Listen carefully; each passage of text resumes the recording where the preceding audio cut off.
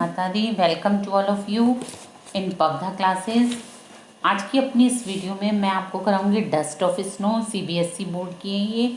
इसका previous part मैं पहले अपलोड कर चुकी हूँ। आज मैं आपको कराऊंगी समरी इन इंग्लिश। बट अपनी वीडियो को स्टार्ट करने से पहले मैं आप सब लोगों से ये रिक्वेस्ट करना चाहूँगी कि आप पबधा क्लासेस को लाइक कीजिए, शेयर कीजिए, सब्सक्राइब कीजिए और बेल आइकन को प्रेस करना बिल्कुल मत भूलिए ताकि आपको न्यू वीडियो की नोटिफिकेशन मिलती रहे। स्टार्ट करती हूँ अपनी वीडियो को। डस्ट ऑफ स्नो, इसकी हिंदी एक्सप्लेनेशन मैंने अपनी प्रीवियस वीडियो में अपलोड कर दी थी। आज मैं आपको summary कराऊंगी in English.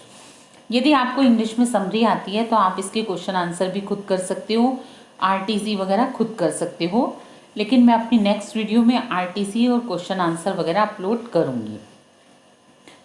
Summary started. Dust of Snow is a poem composed by Robert Frost. It is a short poem of 8 lines. In this poem, the poet describes a very simple happening in very simple words.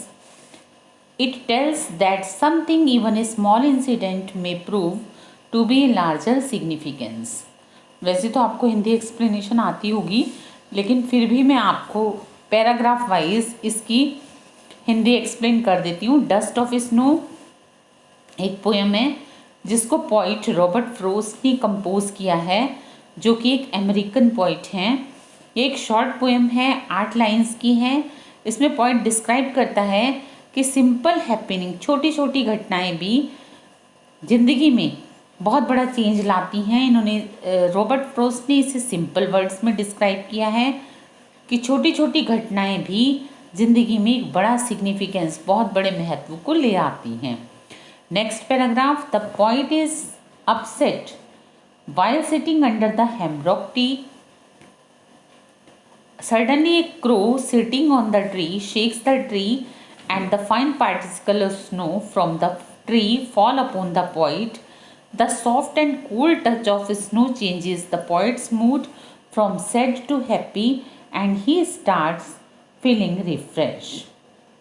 अब next paragraph देखिए इसकी हिंदी कि point upset था जब वो hemlock tree के नीचे बैठा था। ऐसा माना जाता है कि हेमलॉक ट्री एक जहरीला प्लांट है, तो इसके नीचे बैठना खतरनाक है, लेकिन उसके ऊपर एक कौवा बैठा और कौवे के बैठने के कारण पेड़ हिलने लगा और फाइन पार्टिकल ऑफ स्नो, बर्फ़ की फाइन पार्टिकल पेड़ से गिरे और कवि के ऊपर गिर गए। तब सॉफ्ट और कोल्ड टच बर्फ़ का उसने पॉइंट्स के मूड को चेंज कर दिया और वह दुख से खुश हो गया। मतलब अब वो दुखी नहीं था, उसकी अपसेटनेस सारी दूर हो गई और उसे रिफ्रेश फील होने लगा। Last paragraph of English summary. According to the poet, negative elements can bring positivity into somebody's mood. कवि के अनुसार कि नेगेटिव एलिमेंट भी कभी कभी किसी की ज़िंदगी में पॉजिटिविटी ले आते हैं। यानी कि जैसे हेमलॉक ट्री के नीचे पॉइंट बैठा था, लेकिन कौवे ने जैसे उस पेड़ के ऊपर बैठा, पेड़ हिला और जो बर्फ़ के पार्टिकल उसके मुंह के ऊपर पड़े, उसके ऊपर पड़े, तो वो खुश हो गया, उससे उसका मूड चेंज हो गया। और वो हमें मैसेज देता है अपने पोएम के थ्रू कि one must never loss hope of good times, कि कभी भी किसी को अच्छे समय के लिए अपनी होप को नहीं खोना चाहिए। Because a little change in the circumstances can turn the wind in your favour, क्योंकि छोटी छोटी परिस्थितियाँ, छोटे छोटे बदलाव हवा के रुख को आपके फेवर में कभी भी ला सकते हैं।